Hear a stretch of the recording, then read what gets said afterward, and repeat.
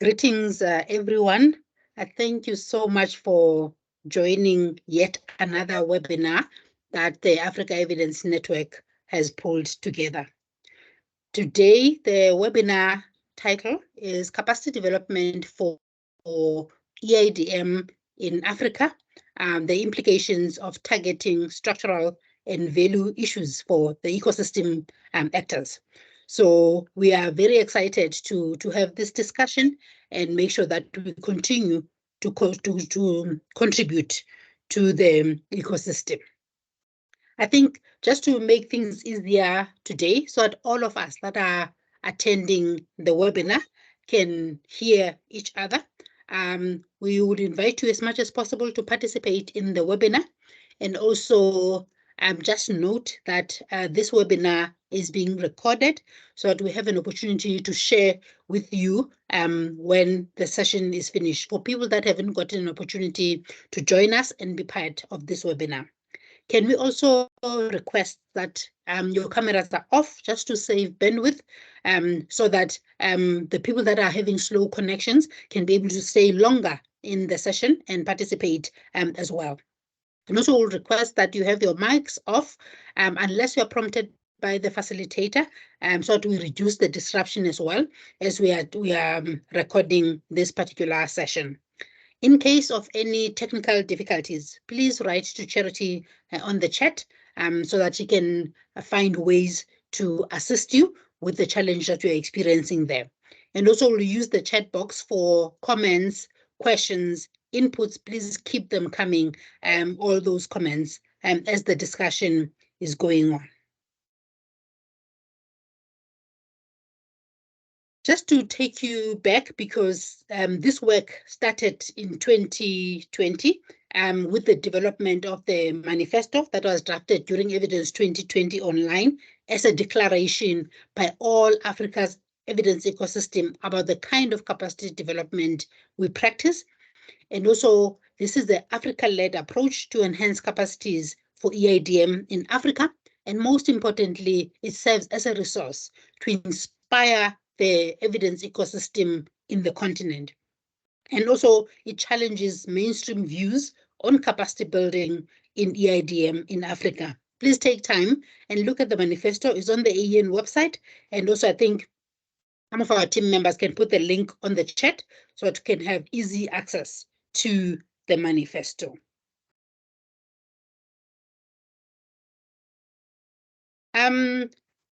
The Evidence 2023 Capacity webinar series, I think most importantly, we wanted to sort of create a platform for sharing experiences, ideas to enhance capacity for evidence use in the continent, and also generate some ideas for the wider ecosystem strengthening efforts and improve and illustrate the AEN Manifesto on capacity development for the use in the continent. So I think this series is really important, and also it's a build up to Evidence 2023 just to make sure that we have enough content and we've sort of gotten inputs from a number of experts across the continent around issues that relates to capacity development.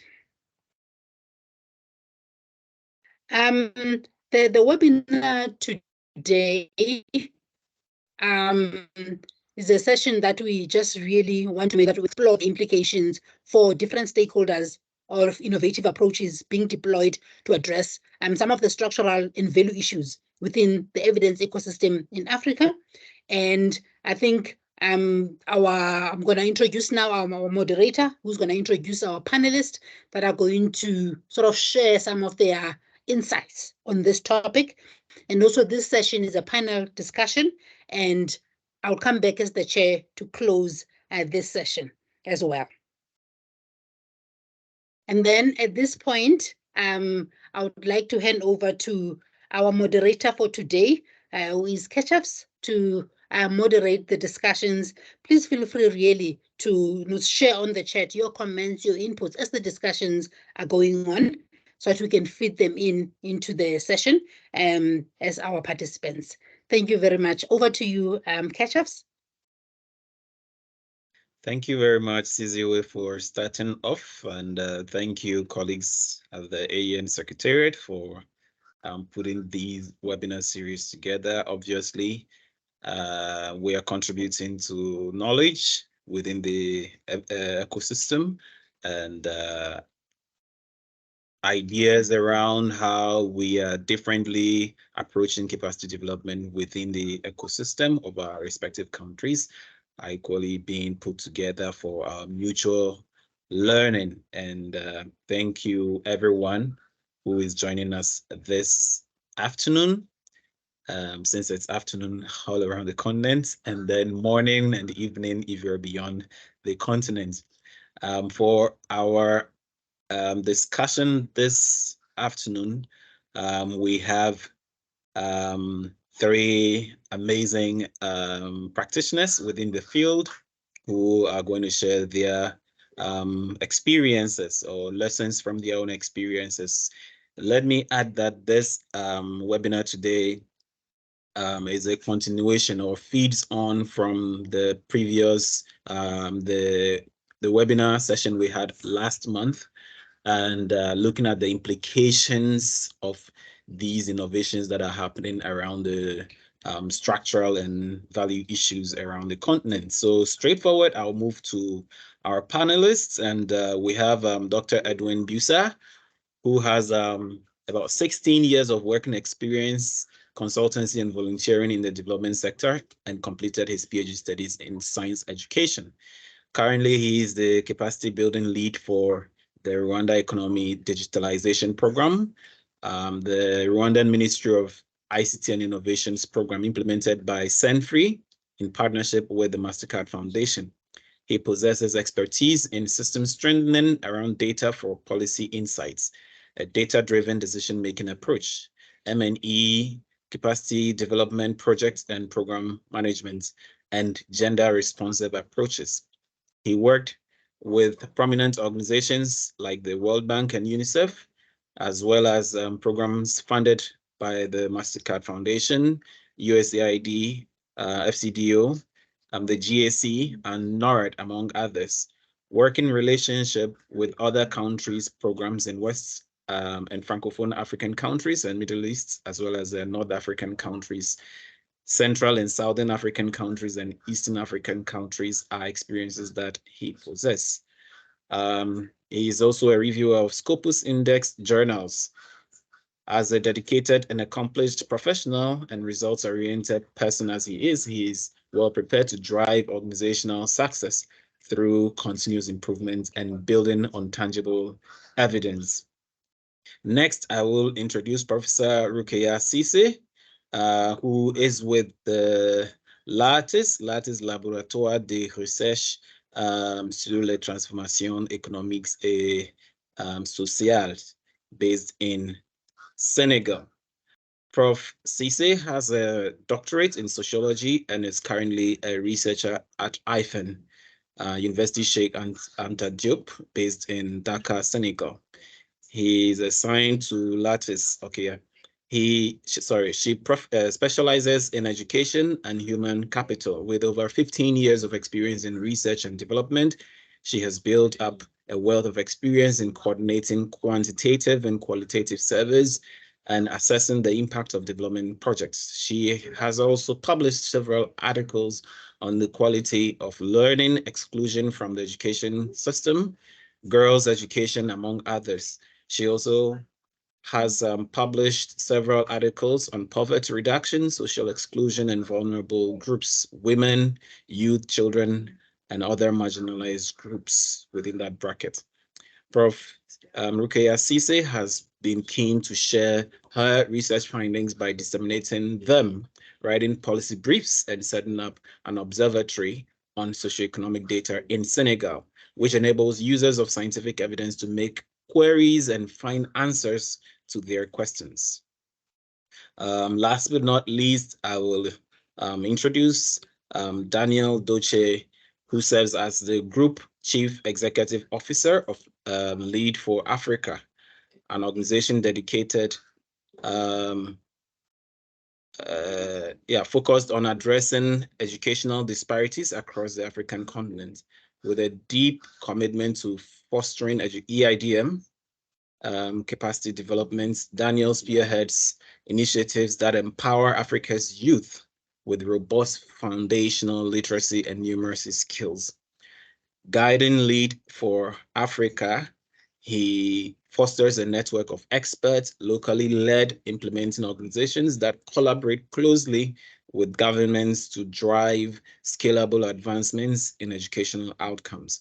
Daniel's visionary leadership ensures the integration of EIDM principles into the organization's core, enabling impactful choices that illuminate a path towards a brighter future for the youth of Africa. Thank you very much, panelists, for making time for our discussion today. And to start with, as our topic, as introduced by Cisse, indicates, we'll be looking at implications of targeting structural and value issues for ecosystem actors. What are the implications of these interventions, these innovations we are introducing within our ecosystems that address structural and value issues? To help us then, for the sake of those who are joining us for the first time, we would want to do a quick look at some of these things that some of the innovations that were highlighted in the previous webinar. And Charity will want to share a blog on this screen for us to have a quick look at some of these innovations that came across, and then our panelists will begin by sharing their own views on these innovations that are happening to start with. So Charity, if you can help us with that, that will be very much appreciated. Amazing.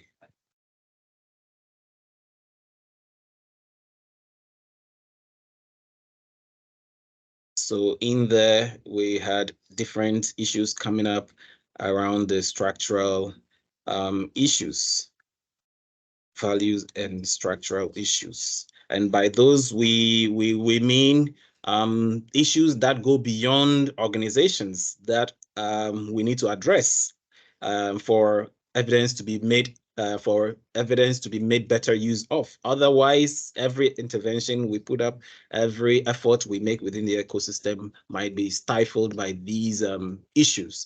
And so, yeah, panelists, I think I will want to go around and take your initial reflections on those. Daniel, you may want to start with us on your own reflections on some of these innovations that are happening. Just a quick one.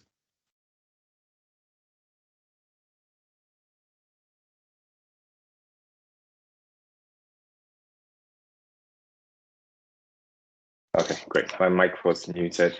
Well, thank you, and good afternoon to everyone, or good evening, depending on where you are. It's a privilege to be part of this this community. I think in general, there are so many strong innovations happening in education broadly and across Africa, which is very positive. Especially considering where historically where education was started from a couple of decades ago to where we are today. What I can share, I think I'll probably start with some innovations that are probably also outside of what this article is describing, that is also working in different countries, but specifically in Ghana, because that's where I'm based, and that's where majority of our work has been implemented in. One of the key things we've noticed is basically the recruitment of personnel that we put in the classroom, and how we recruit those individuals actually affects educational outcomes in classrooms in Ghana, but also across Africa more generally. But what we haven't seen yet is how to capture that evidence and make sure that that evidence is being scaled across multiple sectors. And just to give a brief example of what I mean by that, and I'll just leave it there, is when you compare how major corporations recruit individuals for their companies, and you compare how governments across Africa recruit specifically teachers from for the classrooms, you can see a complete disparity between those two strategies. So for major corporations, there's a lot of focus on recruiting the right people. There's a lot of marketing involved. There's a lot of different interview stages just to really find the best possible people they can put in their corporate world. However, when it comes to recruitment of teachers into classrooms that are going to affect the outcomes of children, but also the outcomes of these countries in the next decade or two, there's a shift in that. And I could probably use Ghana, for example. So very recently, the government decided to turn teacher training colleges in the country into universities. Yet, when they turned them into universities, there was a caveat in that saying that the requirement for young people to get into the other universities, just the general universities, we couldn't use the same requirements for getting people into these teacher training colleges that have become universities, and that the requirements have to be lowered so as to be able to recruit more people into these teacher training colleges that have become university. The moment you do that, you've already created a system where you're not having the best and brightest people in these countries getting into the teaching field, but you're actually selecting individuals that are not able to get into the mainstream universities to start going into the teacher training universities. And that itself has strong implications within the educational system, more broadly. So my view is like, before we move into what is working in the classroom, what is working in the communities, what is increasing the educational outcomes, it's very important for us to also look at how are we recruiting the individuals that are going to be in the classroom, how are we training them, how are we supporting them to actually carry out the evidence that we generate in the impacts that we want to see in our classrooms more broadly. Let me pause here because I could probably go on and on to give my other colleagues a chance to also share. Thank you for those initial remarks on how innovations are happening at the country level. So let me take your reflection on this. Rokhaya, if you're there, you may want to open your mic and share your thoughts with us, following which, Edwin, you can make your own submissions.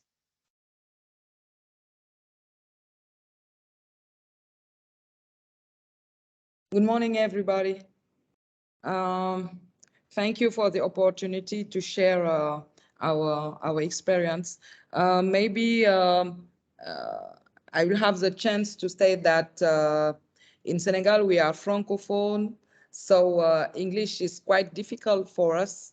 My English is not very good, so I'm trying to start, but yesterday we discussed with charities the opportunity to have translation.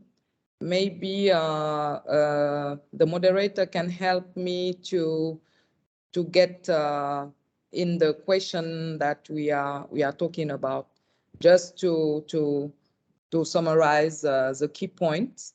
So maybe if you give me the opportunity to talk to speak in French. Please proceed with French submissions. OK. Merci beaucoup. Je suis très contente d'avoir l'opportunité de participer à ce webinaire sur l'utilisation des données probantes. Il y a déjà une présentation qui a été faite sur le LARTES et notre expérience dans l'utilisation des données probantes. Est-ce que je dois m'arrêter pour vous laisser parler ou je peux continuer et vous ferez un résumé plus tard?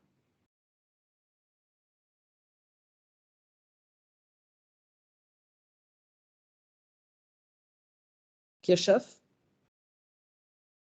Yes, okay. Yes, I'm here. We can hear you. OK.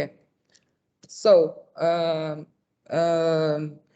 ce que je vois dans d'abord, mon point de vue sur les innovations qu'on a partagées, c'est qu'il y a un des points majeurs que j'ai noté, c'est qu'on utilise la technologie pour mieux partager les données avec que ce soit les décideurs ou les autres acteurs qui sont partie prenante des innovations, les bénéficiaires de ces innovations. Donc, il y a un engagement plus fort des acteurs pour partager les données probantes en utilisant la technologie. Mais ce que je voudrais aussi remarquer, c'est qu'on n'a pas vraiment de dispositif de suivi, d'évaluation de l'utilisation des évidences par les décideurs. Nous mettons en place des actions, nous partageons des résultats, nous les diffusons avec la technologie, mais on ne sait pas finalement quelle est la part exacte, qu'est-ce qui est vraiment utilisé par les décideurs. Et pour ça, il faut un autre dispositif de suivi des informations, de suivi de l'utilisation des données probantes pour voir en réalité quels sont les impacts réels de ce que nous sommes en train de faire. Et quand on passe en revue les différentes innovations, ceci n'apparaît pas très clairement. Et c'est pour ça que nous, au niveau du LARTES, nous avons mis en place un observatoire qui permet non seulement de partager les évidences scientifiques, mais d'accompagner aussi les décideurs à les utiliser avec des plateformes interactives, avec des ateliers de coaching qu'on fait avec les différentes parties prenantes, mais aussi on a mis en place un dispositif de suivi-évaluation pour traquer toutes les opportunités où on a vu que nous avions utilisé les données probantes que nous avions produites. Peut-être je vais m'arrêter là pour permettre une traduction pour les différents intervenants. Merci beaucoup. Merci, Rokhaya. And so Edwin will quickly do a summary of the submissions made by Rokhaya, and then follow suit with his own reflections on the innovations happening. Thank you, Edwin. Thank you very much. And again, good morning for those who are in the corner where it's morning, and the good afternoon and the good evening, depending on where you are. Just to start with a very quick summary of my colleague, Professor Rokhaya, as she was trying to put the way the strategy that is being used in Senegal, whereby they're using the technology to make sure that they have a better sharing of the information for decision maker to take the decision. She highlighted some mechanisms that to do with monitoring and evaluation on how they really need to have it in place in a way that it helps them to make sure that they are keeping observing and recording of what is happening, and be able to take appropriate decision and to influence the decision making process. You may understand that from just in the summary, you may understand from her intervention that there is a quite importance of using and be able to correct data and to track so that people they can be able to use the data, which automatically give me a very good introduction to my submission. I may say that based on experience on what is really being done is that the good way, a quick one, you know that in those aspects we're talking about capacity development or capacity building, depending on the level of people they are. It is normally done in 3 levels: individual level, organization level, and even at the system level. There is this bottom-up approach, or the other way around. But the good thing, which make things very quick in our African country, because as you can see, it's something it's still new, which we are trying to really start developing. What make us really to make our job very easier is the fact that you have the buy-in of the government, which led to the fact that because in Rwanda, for example, we have different mechanisms on accountability, and now people to get to know that there is a very good need of evidence-based decision making. It's not new. Then the work is actually at the level of trying to make sure that what is being, the efforts being allocated to individual levels to be able to start collecting data, analyze and use the data, it has to go all the way to the structure and the values we are talking about right now. And then, of course, because we have the overall buy-in of the country at a central level, it makes the work easy. Now, when you want to see what is happening at the structural level, for example, we came up with different opportunities working with government institution as well as private sector institution, and having some training. Those training, they are targeting individuals, and then we need to see what people have been trained being implemented in their own institutions. That is the reason why we came up with a community of practice in the field of data science, so that we, as a program, we are not satisfied only by ticking the box that people have been trained, but we want people to come in and keep exchanging and support each other as we are identifying where there are gaps, so that we can be able to address those different gaps. Every intervention starts with the need assessment, capacity need assessment of delivery need assessment, and then continues to the level of starting now build the capacity of individuals, and then at the structure level, we have some program to make sure that we are working with the executive to make sure that the executive of the institution, they at least have some data literacy. They know what's where comes the data in the institution, what it means, where it is being stored, how is it processed, so that those technical people who have been trained individually, they have the buy-in of the institution. And then, because the end goal is to make sure that some policies are made, some changes that are made, to make sure that really people, they are able to implement what's happening. We even have another level of pressing in within the institution, some data fellows, interns, some experts for on-job training. It was proven that the good way is to make sure that people, they are learning by a project. Give them a project to work on the project, and then develop those skills that we want. Maybe I can stop from here and to give the floor to the audience. Thank you. We can't hear you. Thank you very much, Edwin, for those. And so obviously we noticed that there are so many innovations happening within the ecosystem, trying to support capacity development for EIDM within the different thematic areas or disciplinary areas, ranging from information technologies that are being deployed to follow up on monitoring and evaluations, and typically innovating around funding arrangements that support these things, and making sure that good evidence is made use of and that they are readily available as well. We also noticed that relationships are equally being built, like Edwin, you were highlighting a few moments ago. So all these are generally happening, and it's good for the ecosystem. But my next question, which I'll take quick submissions from you on,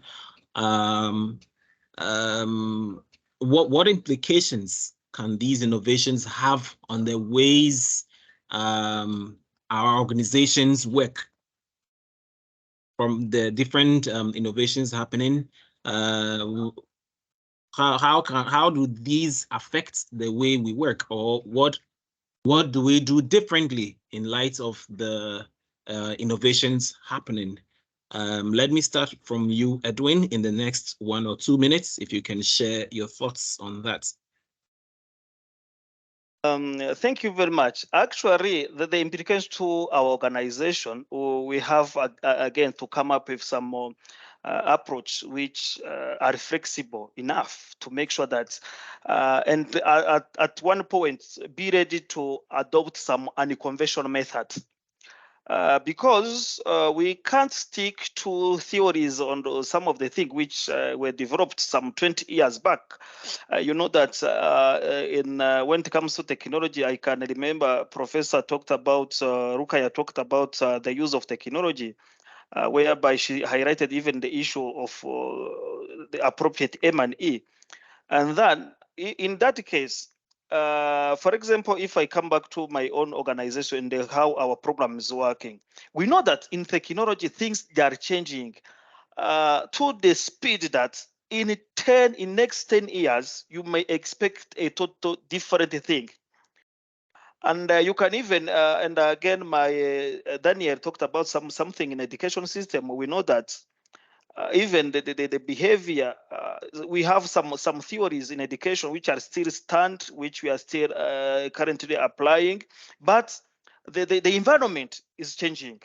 That is the reason why, as organization as well, we have to make sure that our approach, we are ready to adopt unconventional methods and make sure that we are treating people as individuals, because and try to make sure that we are customizing our intervention at individual level, and try to make sure that we are cleaning every obstacle which might arise at the level of the organization. That is the reason why we need, imagine a staff working, or those capacity development we're talking about. You are training a person and he's not getting any recognition from his supervisor. What do you expect that person to do in return? When he says that everything is still the same, yet he has spent his time or her time learning new things, which they are not acknowledged at that level. That is the reason why we have to make sure that we adopt this unconventional method, make sure those efforts being allocated at the individual level, even the management really are ready to understand and ready to change toward even affecting the system level. Thank you very much. Well appreciated, Edwin. Daniel, I'll take your turn and then I'll go to Rokhaya. Thank you for that. So, I mean, I think I'll approach mine from 3 perspectives. There's one thing, which is we know that innovation is happening, and most of this time, the innovations, tend to happen with either non-governmental organizations or non-profit organizations in a very small scale manner. In terms of how do we deploy this innovation, I think this is where the governments actually come in, or I would say I tend to want to steer away from the big funders. But I think our governments need to know how to take small scale innovation. Daniel, we'll come to the other actors, but we're first looking at our own organizations. What does these innovations mean for us? What do we need to do differently? Yeah, so I'm getting that. Thanks. So basically, it's like, for our organizations, for instance, if we know we're seeing innovations in a classroom or community, there is one thing about incorporating these innovations in our organization. We also think, incorporating these in our organizations may not be enough because you're just reaching a few, thousands or multiple thousands of students. But how do you get from those 1,000, 2,000 to the millions of students? Otherwise, you're just kind of segregating the students that are benefiting this. For our organization, I think innovation has been the core of what we do. And everything we do is informed by data. So you're constantly collecting data in every single classroom to know how is one classroom looking different from the other classroom. And if there's a difference within that classroom, what are the factors that are contributing to the differences between one classroom and the other? But beyond the classroom level is also the community level. When I say community, I'm talking about the school system, but also outside of the school system. What are parents doing differently in that community that's making sure that the students in one community, the educational outcomes is increasing as compared to another community? So you have to capture that and try to translate that in other communities as well. So to give a much more tangible example, in the northern part of Ghana, for instance, and I think in the northern part of Nigeria too, it's predominantly Muslim, and Fridays is for prayers, right? So on Fridays, school attendance reduces drastically. On the southern part, which is much more Christian, you don't tend to see that. But that religious difference affects student outcomes one way or the other, right? Because you have kids that are actually in classroom engaging with the teacher much more frequently, because every Friday, that's like four Fridays in 1 month. We as an organization need to understand that, so we know how we are tailoring our approaches so that the kids in a different community with a different religion are not missing out on certain educational outcomes as compared to kids in the southern part. That's the cultural difference. You also have the technological difference. On the southern parts of Africa, say Ghana and other countries that I know of, technology in terms of internet connectivity is much more higher and faster as compared to maybe rural communities. So you have an amazing tech that is working really well for kids in the middle class income, but you travel maybe 2 hours out of the capital city, the internet is not that stable, those kids cannot really have access to that particular tech. So it doesn't matter how amazing how the ed tech is, you just don't have the infrastructure to also push it out there.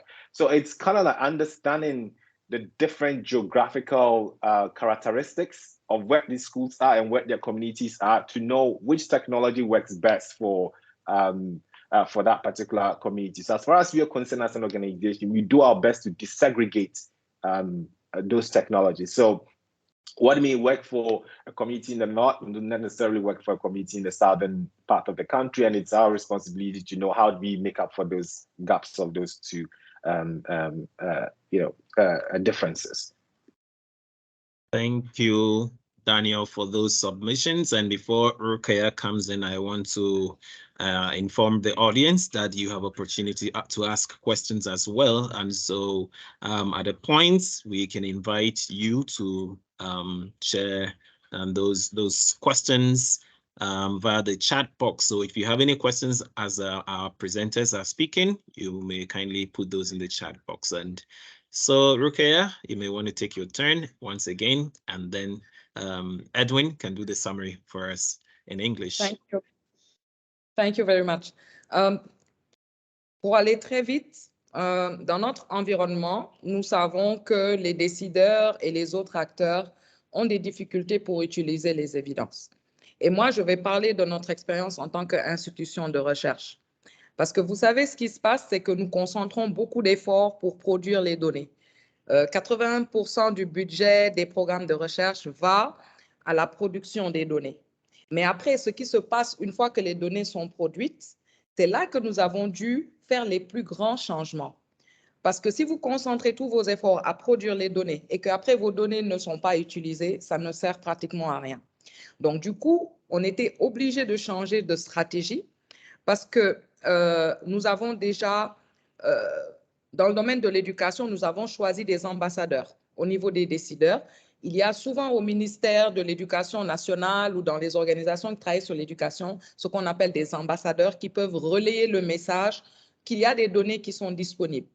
Nous avons aussi recruté des équipes qui sont comme des communautés de management de données sur les réseaux sociaux qui vont analyser les données et faire des outils de visualisation pour susciter un peu l'intérêt de ces acteurs et pour leur dire, regardez, il y a des données qui sont disponibles gratuitement, qu'on peut mettre à disposition et on peut même vous accompagner pour l'utilisation. Donc, susciter un peu l'intérêt des décideurs. Vous voyez, donc ça demande des ressources additionnelles. Il faut recruter des personnes qui sont spécialistes en communication et recruter des personnes qui sont spécialistes des réseaux sociaux et qui sont capables de communiquer sur Twitter, sur LinkedIn, sur toutes les plateformes où on peut partager de l'information. Ensuite, il faut aussi des équipes statistiques qui vont désagréger les données parce que souvent, quand on fait nos recherches, nous avons des données nationales qui sont très grandes. Alors que si vous voulez influencer les décideurs, souvent, il faut aller chercher l'information qui les intéresse. Donc, il faut que ce soit spécifique à une région, spécifique à une collectivité territoriale, spécifique à un groupe. Ça peut être des jeunes de 15-19 ans, ça peut être des femmes de 25 à 49 ans. Il faut voir quel est le besoin réel. Et pour ça, il faut ensuite recruter une équipe statistique qui va travailler à désagréger les données selon les besoins. Donc, vous voyez que là aussi, il y a donc des ressources additionnelles à mettre pour pouvoir faire ces désagrégations. Et une fois que vous avez produit ces données, vous avez ciblé les acteurs, vous avez suscité l'intérêt, il faut maintenant recruter des spécialistes en knowledge management qui vont pouvoir suivre l'utilisation des données. Donc, pour résumer, nous, on a complètement changé notre manière de faire parce que quand on fait maintenant les budgets pour la recherche, on ne va plus trop concentrer seulement les ressources sur la production de données. Il faut penser à tout ce qui va être fait après la production des données si vous voulez que ces données soient utilisées par les décideurs et les autres acteurs du développement. Merci. Thank you, Prof. Merci encore. Okay, Edwin, yeah, please proceed. Okay, thank you very much. Prof, thank you very much. Prof started sharing with us their experience whereby she highlighted the fact that initially the 80% of their budget was dedicated in data collection.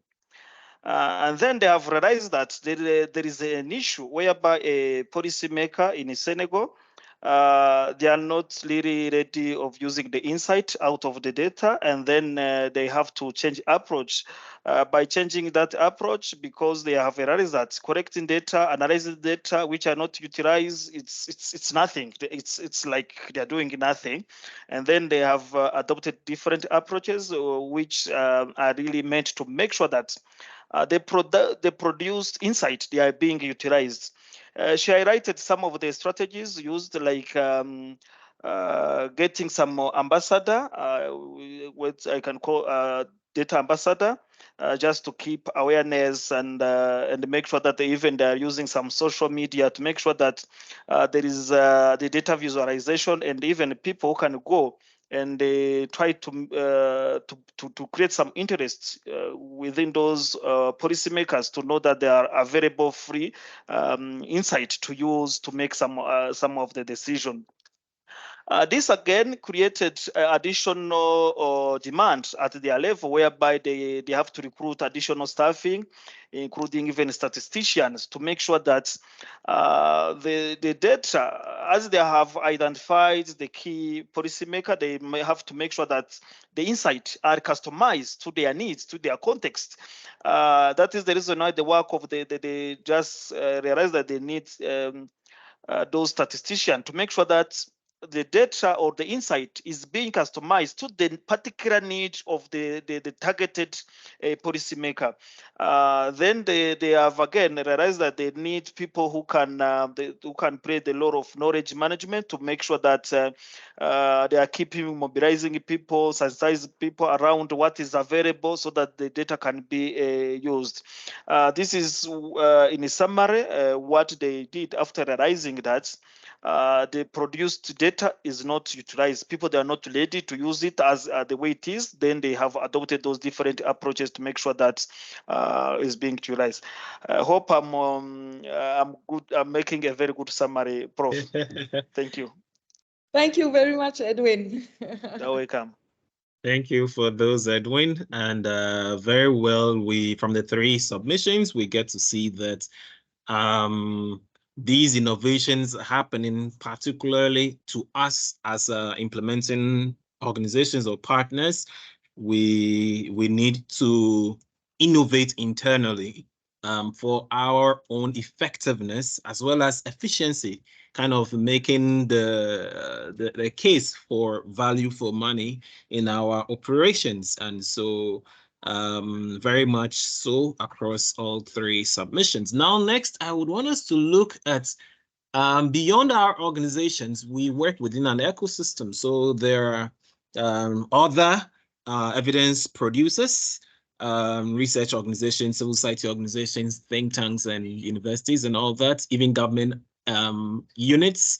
There are also intermediary organizations that provide different kinds of support services, as well as brokering, funding as well, and all that, as well as the very actors for whom we are working, government agencies mostly for the use of these resources, but also practitioners, business organizations, and then citizens, ordinary citizens who need some of these resources to make informed decisions. What do we think are implications of these innovations beyond us amongst these community members, ecosystem actors? I will start with you, Rokhaya, and Edwin will do the summary for us and then take over for his own submission, and then I'll finish up with Daniel. So Rokhaya, you may want to come back to help us on those. How are beyond us, these other ecosystem actors will need to make changes, adapt to the innovations that we are seeing. You may want to pick particular cluster of actors within the ecosystem and then share your thoughts on those. Again, 2-3 minutes. We're happy to hear you out. Rokhaya.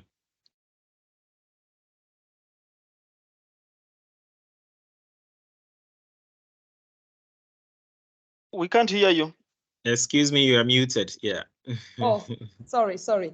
Peut-être je vais juste prendre un exemple très concret pour illustrer quelquefois les difficultés qui peuvent venir quand on intègre ce qu'on appelle des innovations.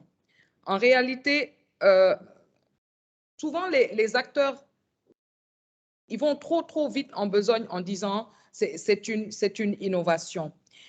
En ce moment, nous avons travaillé avec une organisation qui travaille sur l'éducation des filles et qui a développé un modèle d'école sensible au genre dans plusieurs pays en Afrique. Et nous sommes dans un projet de construction avec cette ONG-là. Et l'idée, c'est est-ce qu'on peut capitaliser cette innovation pour la passer à l'échelle? Donc déjà là, le premier problème, c'est l'échelle de ces innovations-là. Parce que ce sont des échelles qui sont encore trop petites pour être suffisamment, avoir assez de consistance. Et ce sont des innovations qui ne sont pas durables dans le temps. Quand on les observe, elles peuvent durer 1 an, 2 ans, et souvent elles disparaissent très rapidement lorsque le financement s'arrête. Donc, on a ce problème avec la prise en compte. Si on veut considérer une approche holistique ou systémique, nous avons des difficultés pour observer ces innovations et pouvoir les intégrer et les systématiser et penser les passer à l'échelle. C'est souvent ce problème de durabilité et d'échelle qui fait que nous avons des difficultés à les systématiser, à les valoriser. Et ça, on le voit très clairement. En ce moment même, je suis en train de travailler sur ce projet-là en RDC, au Burundi et au Mali. Et nous avons beaucoup de difficultés pour accéder aux données, des données probantes, c'est-à-dire que vous avez même des difficultés avec la fiabilité même des données, parce que les acteurs ne sont plus, ceux qui avaient fait cette innovation ne sont plus sur place. Vous êtes obligé de reconstituer l'information et ça peut amener des problèmes de biais dans la qualité des données. Donc, voilà ce que moi, je vois en termes souvent de difficultés lorsque vous êtes en train d'avoir une approche plus holistique et une approche qui veut intégrer toutes les innovations. Il y a ce problème de taille et de durabilité et même de fiabilité de données probantes pour bien systématiser ces innovations. Merci. Merci encore. Edwin? Okay, merci, Prof. Just okay. I even started in French. Just to summarize what Professor Rokhaya highlighted is like actually the difficulties that they are facing is at the level of actors. It's the way actors, they are just quickly saying they came up with an innovation. The way people, they are thinking about innovation without really having to have the idea to get mature to the level that it is sustainable, so that it can be replicated in other contexts or in other countries. She gave an example of one project to do with girls' education, which they just call it as if it is an innovative idea. Then they want to replicate it in the DRC, Burundi, among others. And then they are facing issues because they don't have like tangible data. The quality of data is really a challenge for them, to help them to really make sure that the idea, that what the so-called innovation is being replicated in other contexts. This is the issue again, because those small innovations, I don't know whether we can even still call them innovation based on the way she described them. But the so-called innovations, they are really not sustainable. They just limit to the project lifespan. When the funding is over, it's automatically, it dies with the so-called innovation. I think I made a very good summary, Rokhaya. Now, certainly that is worth the effort, Edwin. You may proceed. Yeah. Thank you very much. Now, on our side, I have realized that when we are talking about other actors, the contribution of other actors, I may say that the most important thing we need is to make sure that there is this data sharing. We're having the issue of data sharing. If I can even come up with this example of my colleague, they are facing about the quality of the data. This sometimes we have found that some people, they don't share the data because sometimes they are not sure about the quality of their database. They don't even know what is inside their database. And you know that as a government, one of the key objective of the government is all about citizen satisfaction. And you may realize that the private sector plays really a very big role in the country's development. That is the reason why we need to have a kind of data sharing process between government and the private sector, and within government itself, to allow the data use, And it's not that I'm in organization A that I don't need your data to make sure that I really do implement what I am supposed to do. We need to have this data maturity really improved in different institutions across all the life of the country's development, so that we really reach the level of using the data, because data gets value when it is used.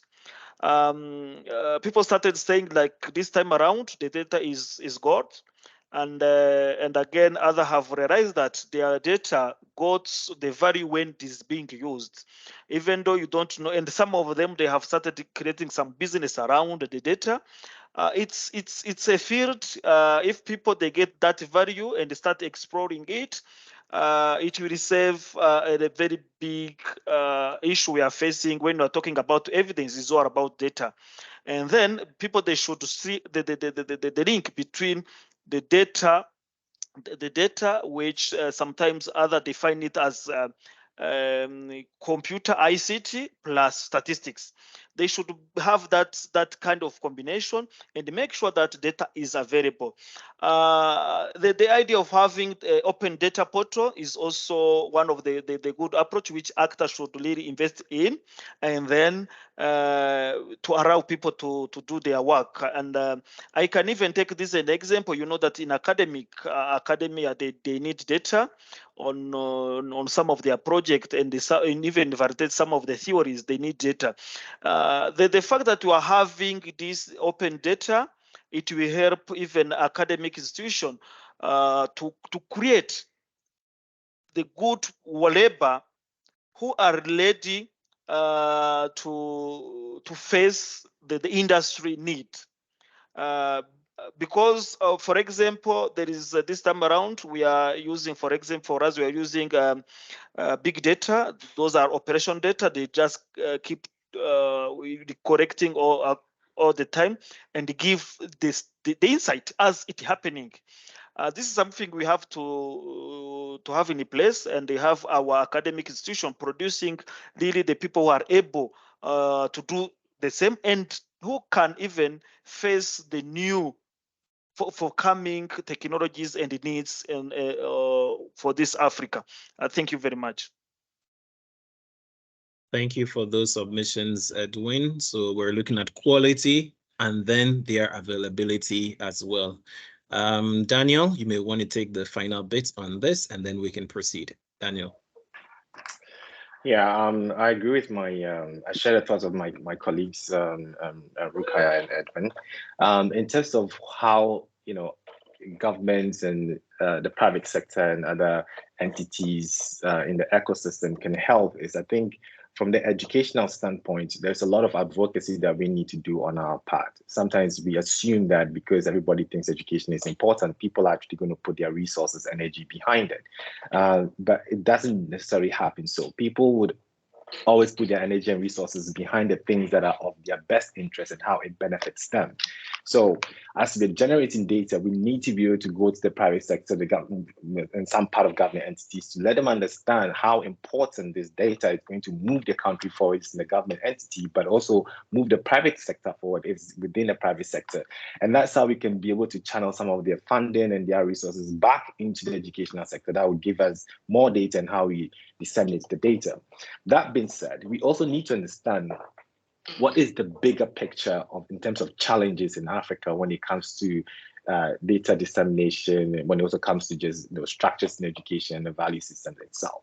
So in terms of structure, according to the African Development Bank, Africa needs $170 billion every year up onto 2025 if we have to overhaul the entire educational system. That is a lot of capital. Right. And out of that $170 billion, 2/3 of that money will have to go to building new infrastructure. What does that tell you? It means we don't even have existing infrastructures to even begin with. Right. And 1/3 of that $170 billion a year, not over the 5 years, what a year is going to go into maintenance. So if we know that this is the challenge, the question is, how do we advocate? But how do we also influence the private sector and the government sector to understand that helping to garner funds to build this infrastructure helps both parties? And I think that's where the advocacy, bit comes in. But the other things that we can be doing in the meantime, whilst we are thinking about, how do we generate these funds? And I think, let me put my engineering hat on. We have to build a culture of understanding the importance of using data to make informed decisions. And we have to build that culture right from the classroom so it becomes a part of who we are as individuals. So that everyday thing that we're doing on a day-to-day basis, we are trying to make decisions based on facts. Because if you're making decisions without data, you're literally shooting blind, right? So how do we infuse this into the classroom? How do we encourage students to value data? How do we encourage teachers to value data? All the way from the grassroots level. If we can achieve that, at least it becomes a part of who we are. It almost becomes a lifestyle for you.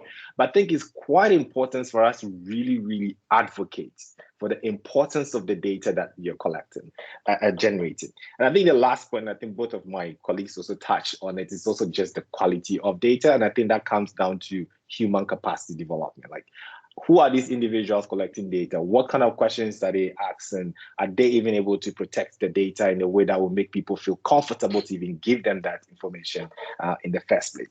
So I'll just give a quick example and I'll give it back to you.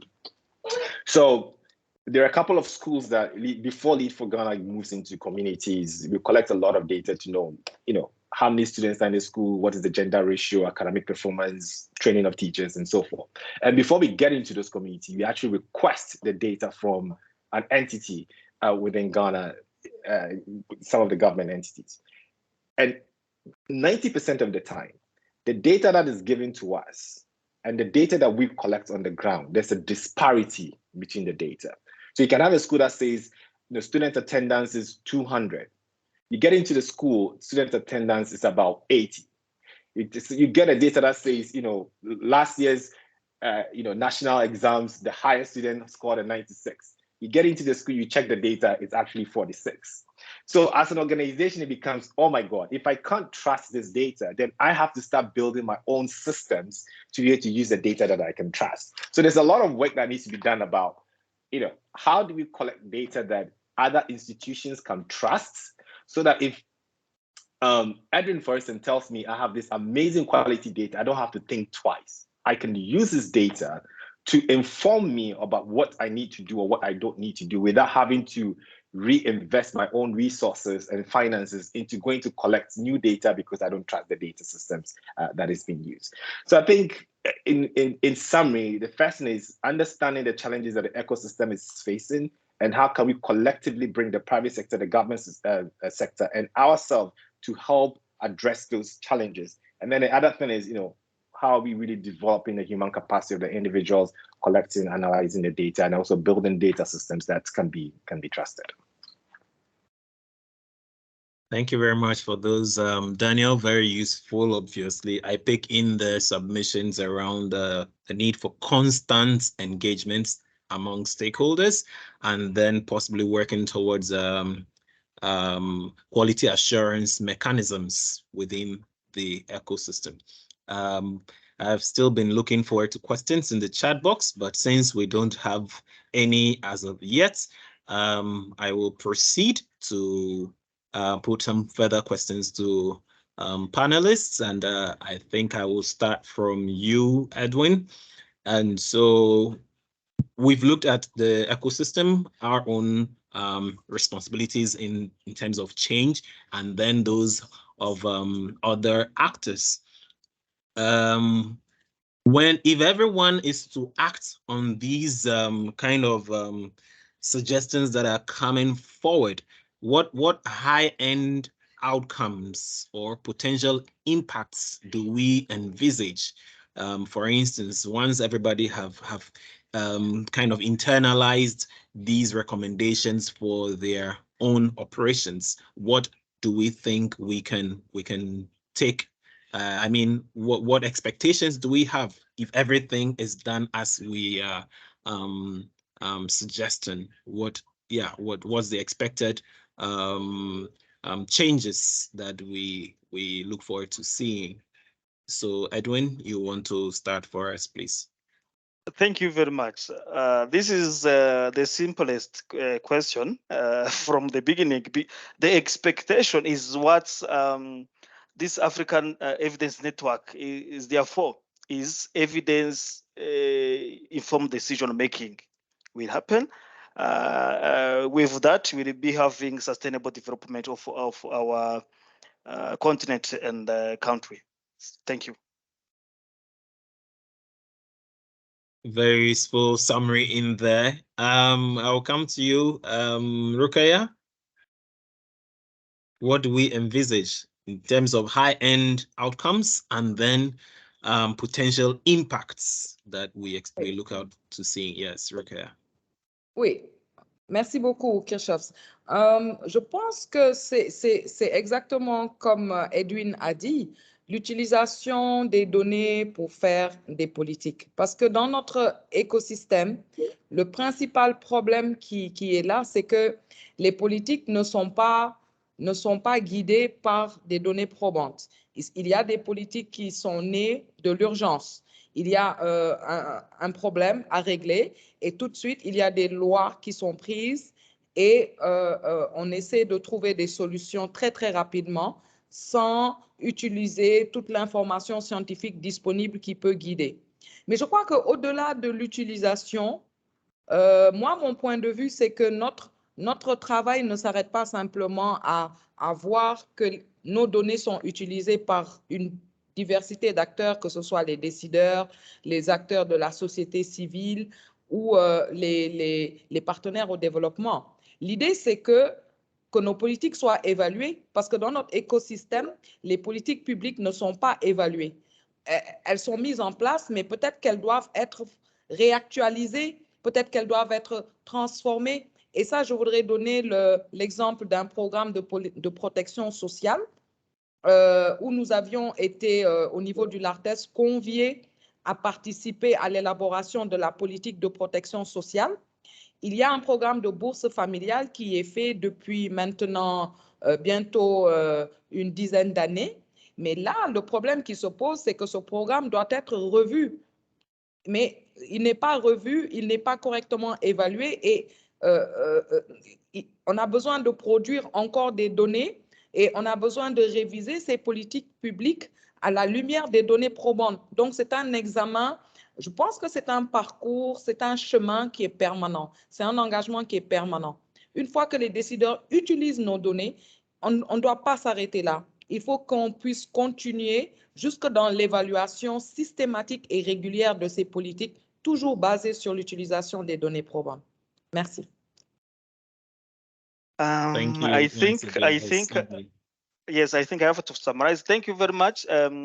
Professor Rokhaya supported what I said by saying that it's the expectation would be data-driven policy making if all those submission are really realized. And then she adds on something to do with it is not limited to the fact that policy has been made out of the data. She adds on that it has to continue all the way to evaluation of those policies and the review of the policies.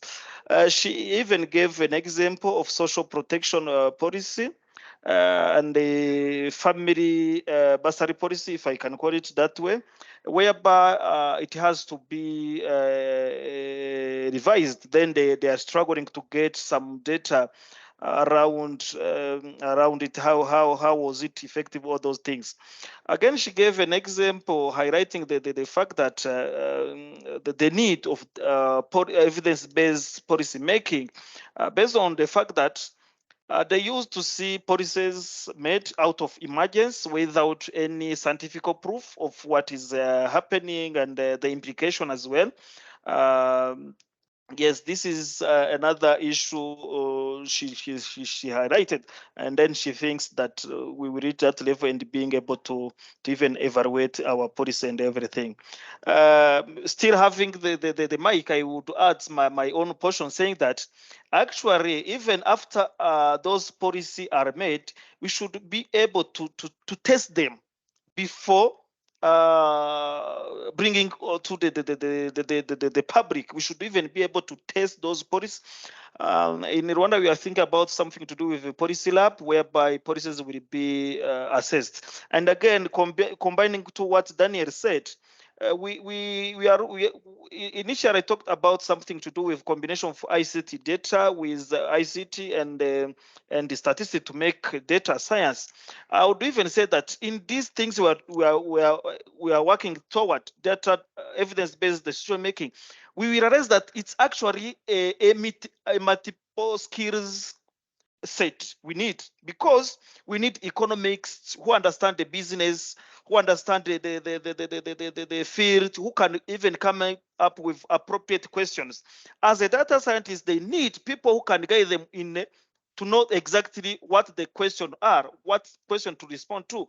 We need expert matter in different domain. If it's agriculture, we need the expert in agriculture. If it is education, we need people who has that view. That is the reason why at the end of the day, it's multi-sector or knowledge and the skills that is needed. Thank you. Very much appreciated, Edwin. Quickly, I'll come to you, Daniel, but you will want to share your quick view on a question that Ian Hopewood has asked in the chat. He's asking any suggestion for improving the coordination of research at national level, and any good ideas for capacity development tools or events such as, so let's look at the coordination of research and data and citizen evidence and all of these things. How do we coordinate some of these at national level? If you have some good examples, you can share as well quickly. Okay, so that's a good question, and I think it kind of ties back into what I wanted to share earlier on in terms of the impact of data more broadly. I think two things: it leads to the proper allocation of resources. It also leads to the proper allocation of personnel, because you have the right data, you will know where the problems are, you know who to send over there, you know what kind of resources to send over there. But without a proper send of data, there's no way you can allocate resources well, and there's no way you can allocate personnel well as well. And by doing so, you save the system a lot of money and resources, because then you're not wasting personnel, you're not wasting resources. So it's one of the ways we can also advocate for the government. Like with data, you actually help cut down costs in certain areas, and you actually be able to redirect costs in the right areas that they need to go into. And to pick up from what Rokhaya also said, is with this kind of data, you can have policy-driven data-driven policy, but I would take it 2 steps further, right? So you have evidence-driven policy, evidence-driven implementation, so that the implementers know what is working, what is not working, so they can hammer down on the things that are working. And then take it a step further too, which is evidence-based evaluation. This is a hypothesis of what we think is going to work. This is what we've done, and now let's evaluate it. Did what we say we are going to do actually work? But if you have the right data, you can able to run through all these 3 systems quite well. The question around coordination, great question, because fundamentally education, I mean, at least I believe education is the silver bullet solution to all societal problems. If you have issues in economics, transportation, healthcare, politics, whatever it is, if you're able to solve education, by default, you solve all those things. However, there is no silver bullet solution to education, which means to be able to address systemic educational policies or challenges, you need to involve all sectors and all players. And I'll give an example.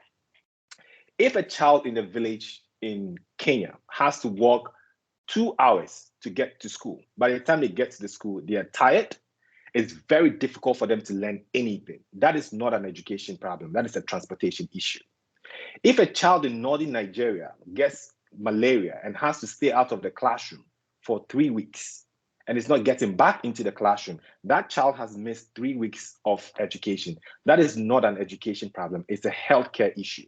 So you need to solve the healthcare issue. You need to solve the transportation issue to ensure that children are actually getting the best possible education. So this is where the research in terms of coordinating all systems become very important, because then you can look at the transportation data, you can look at the healthcare data, you can look at the safety data, you can look at security data, and ask yourself, how do we marry all these data to make sure that we are locating the right personnel and the right resources to go into communities and be able to solve the healthcare issues, transportation issues, security issues, to ensure that children are having a holistic form of education that benefits all of them. And I think this is where the advocacy comes in, right? How do we get our government to see this? But most importantly, how do we develop the next generation of leaders, the people that are going to get into these positions, to see how important these coordinations are, so that when someone becomes the Minister of Education, they know that, oh my God, I need to be talking to the Minister of Transportation, I need to be talking to the Minister of Health, or someone is the Director of Education. How am I talking to the other directors in my other departments to see how can I pull resources from them to solve the educational challenges more broadly? Thank you very much for those, Daniel. And altogether, I noticed that once these recommendations are taken up and instituted within the ecosystem, we get to see kind of a sustained use of evidence, which translates into the quality of services that are delivered across sectors, as Daniel was alluding to. And then these transfer into the welfare of citizens. This is what the Africa Evidence Network stands for. And thank you very much for joining today's webinar. I will hand over at this point to Cisse, who will summarize, bring out the concluding remarks. Cisse.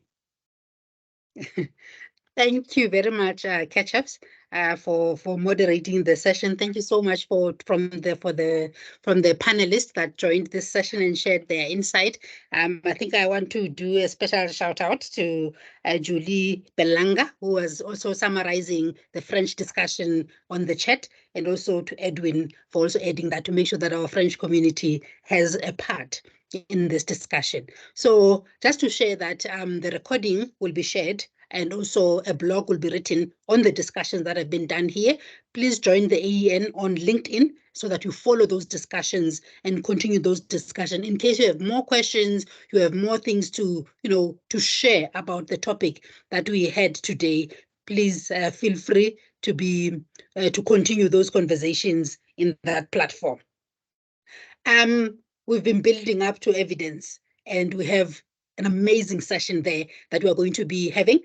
Session 10, Increasing Evidence Capacities Through Collaborative Engagement. These are our panelists and the chair. Edwin, see you in Uganda. So really, it's going to be really interesting to sort of look at all the work that have been done building up to here and sharing during Evidence 2023 in-person event. And also, as part of that, we received a lot of content like abstracts, blogs, and different aspects. We've invited some of those writers to be in a roundtable discussion so that they can sort of draw from their abstracts to contribute to this topic that we are having. So we're really excited to have all of these people in our session as a build-up. So it's really amazing to have all of these for Evidence 2023. So thank you very much. I think you'll join us after Evidence when we do the next webinar.